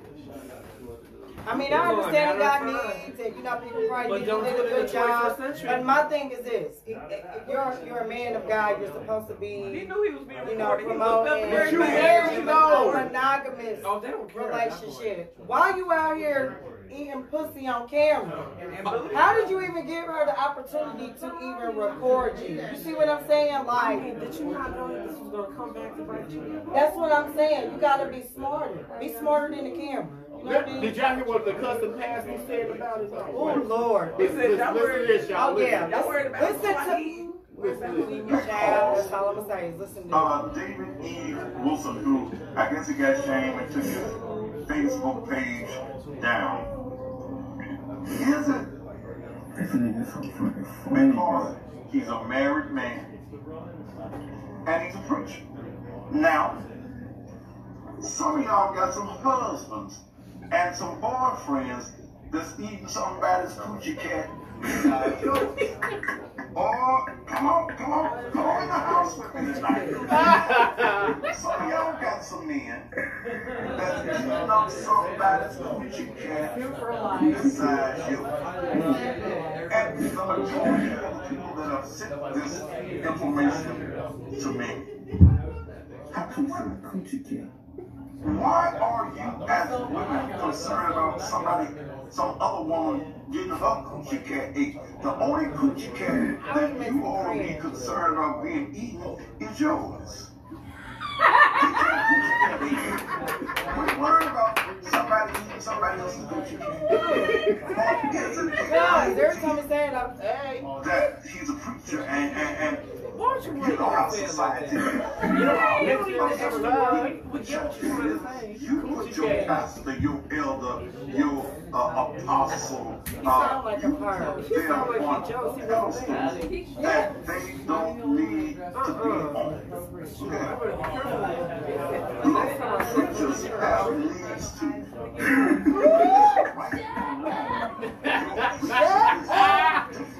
Than any other man. He gets an erection just like any other man. He loves and has desire just like any other man. He's a lying one. But why in the world? Like, don't be saying too long on church. Because he's preaching. I don't care if it's the deal. Yes, I don't care if it's. Now hold on, man. You think Daddy is Matthew got any room talking about somebody eating? No, he don't. I was a stupid. That's the popcorn that found that. Well, you know they say he got cussed out on his show recently.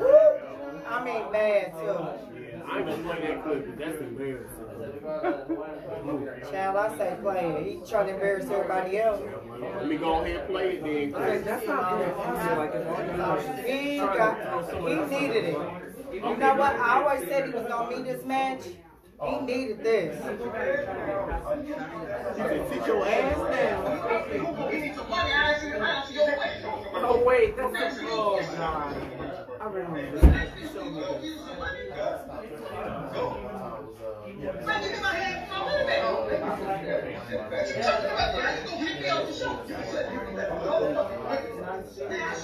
Show me this.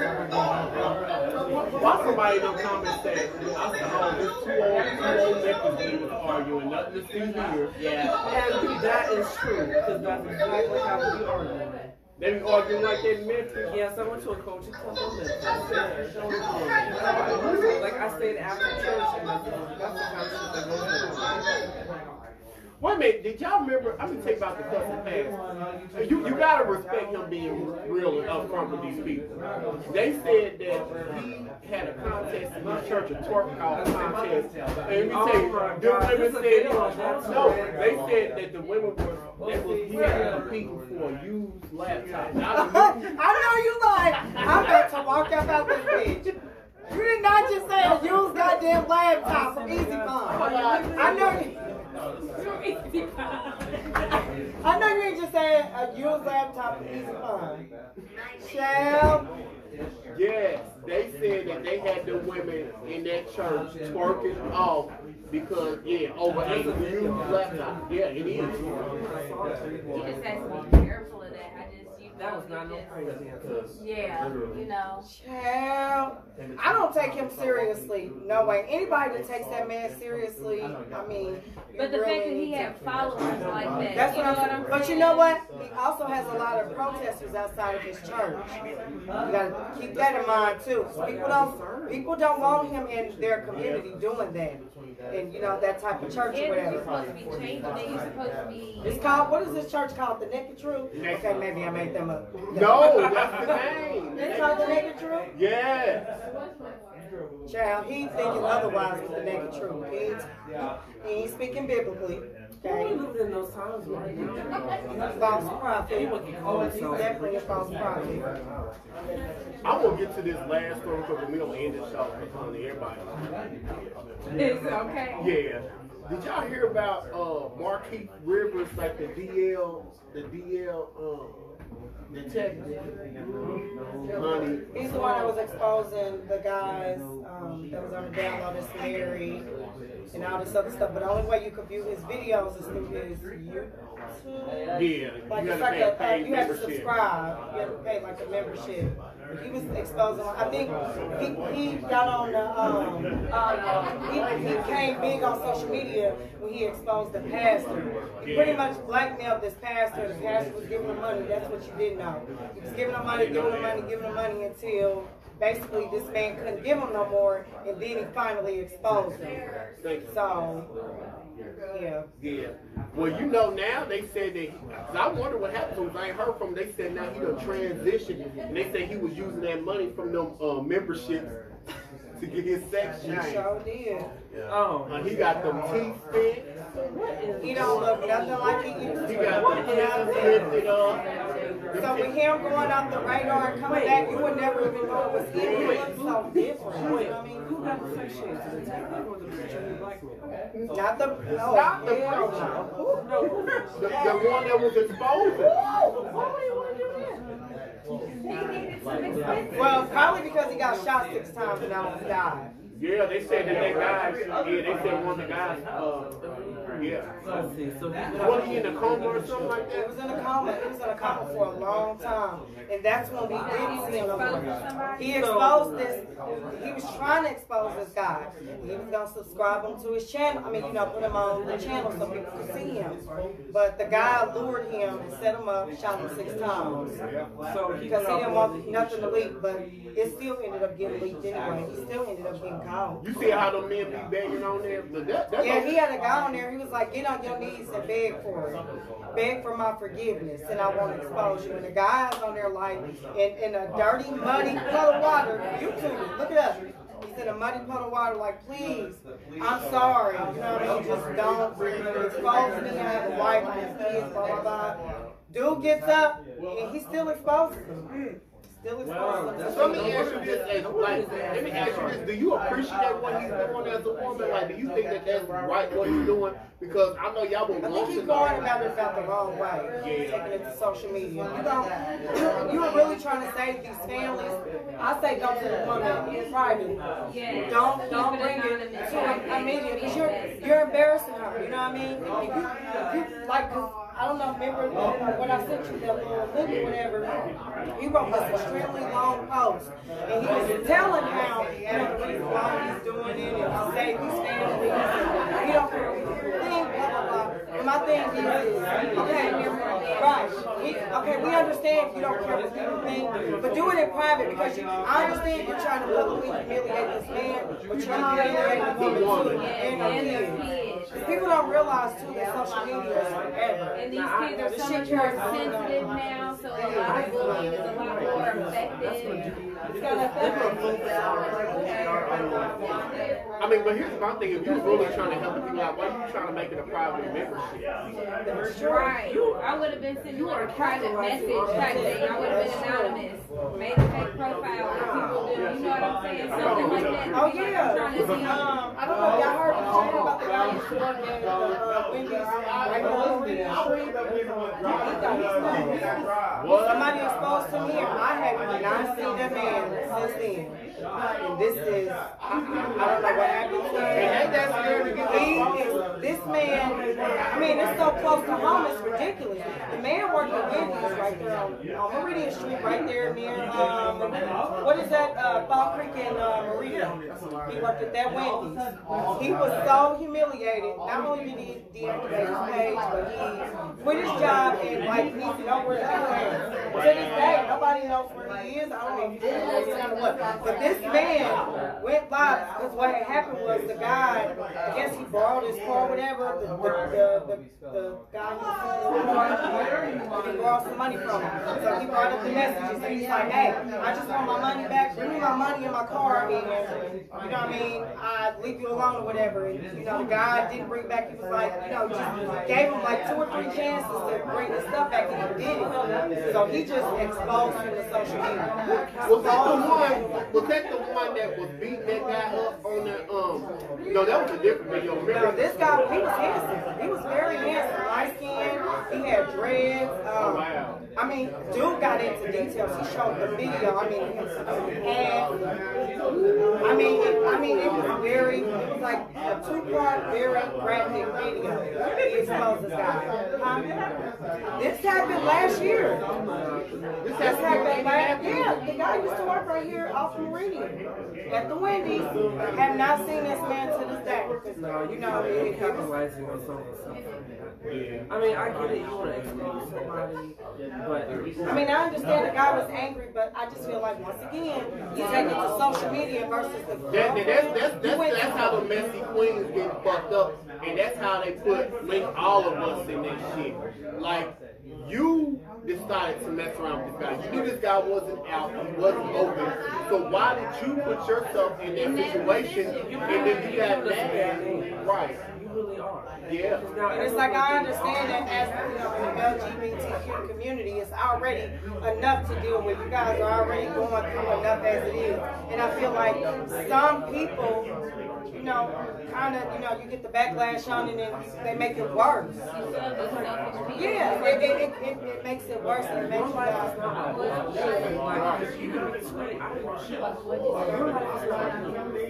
but you know, if you're going to be using a site like Guyger, what do you say, like the person that you want to subscribe? Look, I can't help you. You put yourself in a position for those things to happen. You use a website like Guyger, like absolutely. But I'm not saying that all of us are like that. I'm just saying everything rational that you be, you know, because some people out there they don't really got vindictive. Yeah, because the guy said that's the only message he put up was like, listen, all I wanted was my car and my money back from this guy. He didn't want to do it, so yeah, I'm going to the. It's like, you know, some may think it's extreme. I don't care. What would you say about these niggas though? A lot of these dudes be out there hustling when they know they can come up off these gay men. They think they weak, and then like you said, you took that man's money and you took his car and stuff, and he brought it up on himself. Right. Quit thinking that the gays are weak because they are not. Because but why would you do that if knowing that this man got this ammunition against you? He fair warned you and told you, listen, if you don't bring me my car and you don't bring me my money, I'm going to expose you. And you just completely cut ties with this man. It's almost like you wanted to be exposed. You know what I mean? I mean, just me on the outside looking in. Because I would have been like, hey, don't do that. Let me bring your car back. Like, where you want me to meet you at? I'll give you interest. Gotta be careful. Yeah. I mean, you know, it's somebody out here to be meeting trades and alleys. You know what I mean? It's like, we're not. Okay? We meet trades and, yeah, we ain't encouraging it. We're not encouraging anyone to be, you know, I mean, these trades and alleys. Yeah, to be, you know, she's not on your spouse. We're not encouraging that. If you are going to do that shit, you better be careful. That's what I'm saying. Don't be peeking through the tail window. It is fair game. Once you put your profile on there and your pictures and your information, it's fair game. Just saying. I'm gonna tell you about one I know in particular. He went out of town one time, and he said he know what he doing. He said that he knew the man was looking at because the man came up to him from behind. About, you look like a hybrid from behind. He said, "Ooh, can I get some of that?" I'm just saying, and he just eats that stuff up. What do you call it from behind? A hybrid.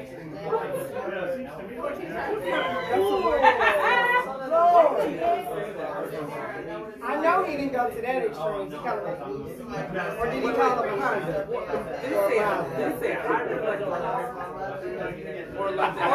Or 98 Eldorado. Maybe that's what you built like. You a Cadillac in the front. Definitely a 98 Eldorado.